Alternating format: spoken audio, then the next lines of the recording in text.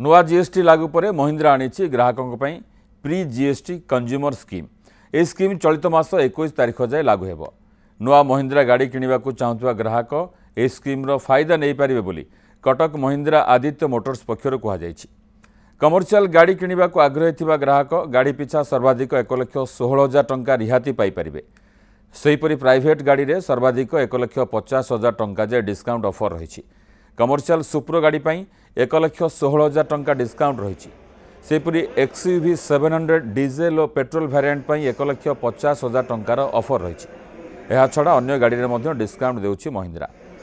Offer जोगु Cuttack Mahindra Aditya motors चलित मास 550 गाड़ी बिक्री लक्ष्य रखिथिबा Cuttack Mahindra Aditya motors vice president Manoj Rath कहिसंती।